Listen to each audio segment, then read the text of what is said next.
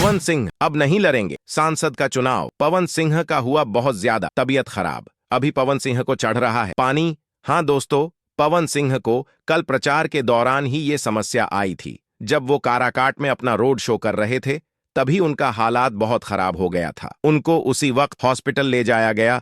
अभी फिलहाल उनको पानी चढ़ रहा है। रिपोर्ट्स के अनुसार पवन सिंह को रैली के दौरान ही चक्कर आ गया था और वो गिर गए थे। क्या ये सब उनको टेंशन की वजह से हो रहे हैं?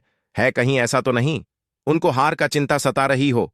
क्योंकि दोस्तों, कराकात से जो चुनाव होने वाला है उनमें विपक्षी पवन सिंह को काफी टक्कर दे सकता है और पवन सिंह ने अपनी मां का नामांकन भी वापस ले लिया था। भोजपुरी सुपरस्टार काराकाट लोकसभा क्षेत्र से निर्दलीय प्रत्याशी पवन सिंह ने अपनी मां प्रतिमा देवी का नामांकन वापस करवा लिया है। आज नामांकन वापसी की अंतिम तारीख थी।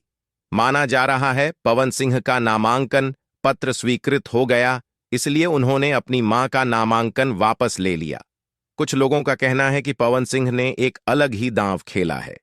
14 मई की शाम को उन्होंने अपनी मां से नामांकन पत्र दाखिल करवाया।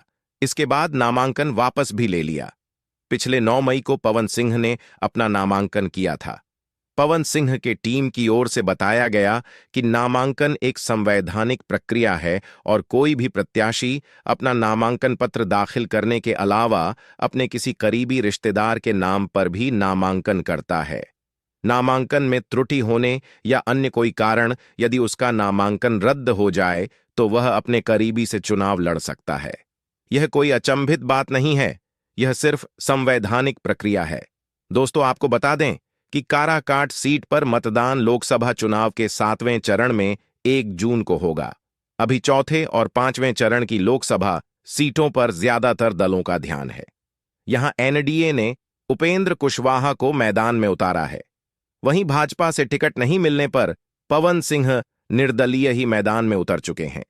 काराकाट लोकसभा सीट से कुल 27 प्रत्याशियों ने अपना नामांकन पर्चा दाखिल किया था, जिसमें 13 प्रत्याशियों का नाम सूची के बाद स्वीकृत किया गया और 13 प्रत्याशियों का नामांकन निर्वाची पदाधिकारी के द्वारा रद्द कर दिया गया।